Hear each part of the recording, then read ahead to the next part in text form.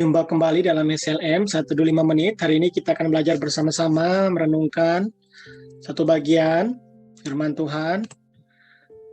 Allah adalah definisi permulaan. Kita berbicara pagi ini tentang asal mula segala sesuatu, permulaan segala sesuatu.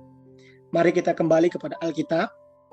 Kita akan merenungkan Kejadian 1 ayat 1 dan 31. Karena ayat ini banyak, jadi saya hanya mengambil 2 ayat saja. Pada mulanya Allah menciptakan langit dan bumi. Ayat 31, maka Allah melihat segala yang dijadikannya itu sungguh amat baik.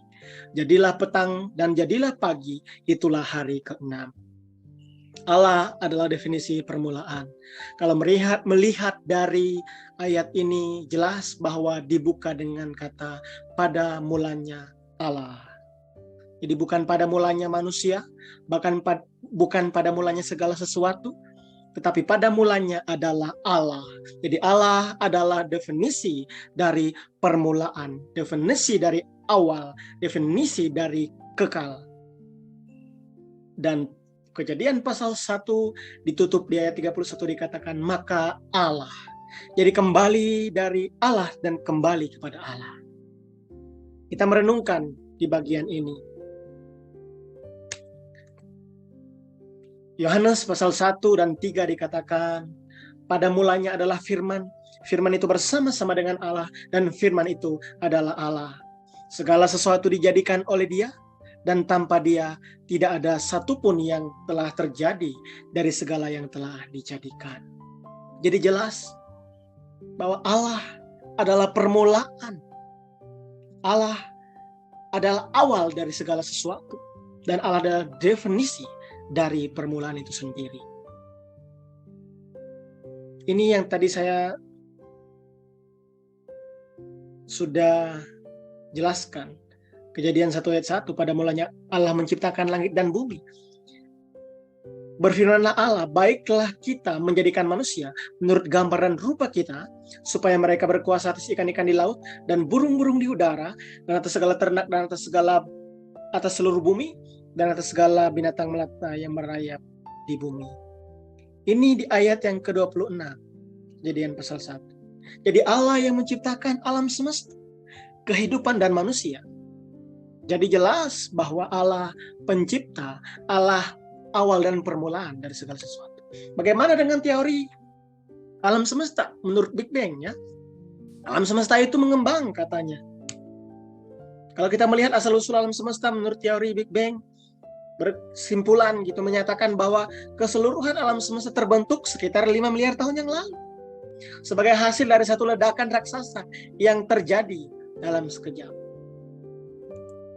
Ini teori Big Bang ya, sudah jelas tadi saya jelaskan. Teori ini berbunyi bahwa alam semesta dimulai dari sebuah titik kecil yang kemudian berkembang besar. Dia sadar jika lubang hitam tak akan mengecil, justru semakin membesar. Lalu teori gravitasi kuantum.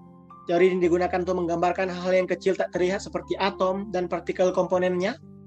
Basis teori ini adalah teori relativitas umum yang dicetuskan oleh Albert Einstein ya. Radiasi Hawking ya.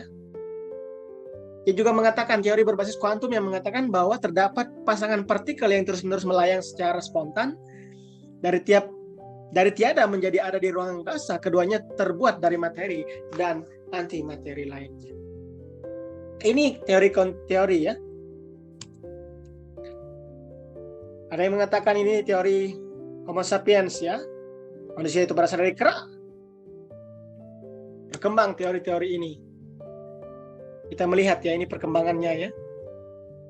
Piloplitesius sampai ke modern Homo sapiens ya, ini berkembang. Ya, teori evolusi. Dari sel primitif transisi 3, miliar tahun yang lalu. Lalu yang menjadi pertanyaan, dari mana sel primitif itu berasal? Pasti ada permulaan. Kalau benar teori ini, apalagi teori ini tidak benar, ya, teori evolusi, Big Bang dan lain-lain. Perlu kita ketahui, bisakah materi ketiadaan menghasilkan keadaan?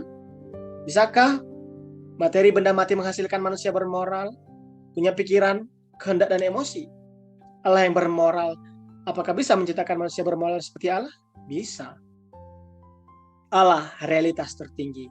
Ini menurut Francis Schaeffer ya. Bisakah Allah menciptakan dirinya sendiri dari ketiadaan? Tidak bisa, karena menciptakan itu kata kerja. Andai teori Big Bang benar, tidak mempengaruhi Allah, ada atau tidak ada. Karena itu hanya menjelaskan mekanisme atau cara alam semesta terjadi, bukan siapa yang menjadikan alam semesta ini. Bisakah from nothing to something?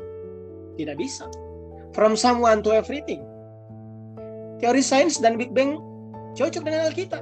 Mereka juga percaya alam semesta ada permulaan. Kita sering menjelaskan kenapa air mendidih. Karena ada panas selalu menguap, lalu menguap. Itu kan mekanisme air sampai mendidih. Kita lupa kalau mengapa ada panci berisi air di situ dan mendidih, karena ada orang yang ingin membuat kopi. Jadi jelas ya, permulaan segala sesuatu itu Allah.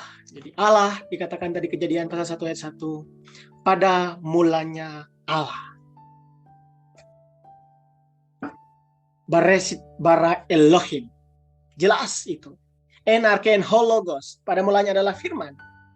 Dan firman itu adalah Allah, dan firman itu bersama-sama dengan Allah, dan firman itu adalah Allah sendiri. Jadi Allah adalah permulaan, Allah adalah definisi, Allah kekal, Allah adalah awal dari segala sesuatunya. Jadi dia kekal. Tidak ada yang lebih berkuasa di luar dirinya. Dia satu-satunya yang berkuasa, maha kuasa, pencipta, dan kekal adanya.